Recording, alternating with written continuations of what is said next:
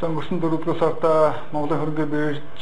бирж нийт 22 удаагийн арилжаа зохион байгуулж нийт 65 компани 553.8 мянган ширхэг хувьцааг 298.9 сая төгрөгөөр засгийн газрын үнэт цаасны анх дахь зах зээлийн 4 удаагийн арилжаагаар 570.1 мянган ширхэг үнэт цаасыг 55.1 тэрбум төгрөгөөр за 2 дахь зах зээлийн арилжаагаар 55 ширхэг за үнэт цаасыг 5.4 сая төгрөгөөр арилжааж нийт 55.5 тэрбум төгрөгийн гүйцэтгэгээ за Монголын хөрөнгөний биржид хийгдсэн байгаа. Тэнгэр Капитал,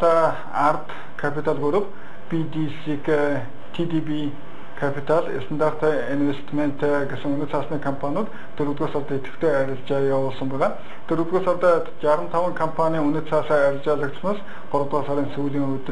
өдрийн хаалтын ханштай харьцуулахад өнгөрөх сард 12 үнэт цаасны ханш өсөж 36 үнэт цаасны ханш буурч 17 үнэт цаасны ханш тогтвортой байсан мэдээлэл байна. Харин идэвхтэй арилжаалагчсан хувьцаануудын тухайд гэх юм бол Апо компанийн 25.1 мянган ширхэг хувьцаа 88.5 сая төгрөгөөр, Гондор компани 160.3 мянган ширхэг хувьцаа 25.6 сая төгрөгөөр, Талх чигээр компани 859 ширхэг хувьцаа 15.6 сая төгрөгөөр, Гэрмэс Центр компани 102.7 мянган ширхэг хувьцаа 13.6 сая төгрөгөөр, Говь компани 1.8 мянган ширхэг хувьцаа 13.9 сая төгрөгөөр тус идэвхтэй арилжаалагдсан мэдээлэл байгаа. За өнгөрөх жил сард засгийн газрын үнэт цаасны анх дахь зах зээлийн арилжаа 4 удаа явагдаж 12, 28, 52 7 хоног болон за 3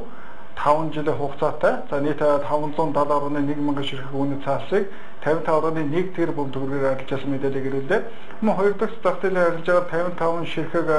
үнэт цаасыг 5.4 сая төгрөгөөр арилжаасан байгаа. За зах зээлийн хамгийн өндөр үлгээтэй компаниуд дотор Апо 5 толгой, Бэрхүүл, Шивао, Говь, за Багнуур, Шарангол, Монгол, Securities, Улаанбаатар, Бүг, Сүү, за Монголын цахилгаан холбоо, BDC зэрэг компаниуд орж байгаа Монголын хөрөнгөний биржийн зах зээлийн үнэлгээ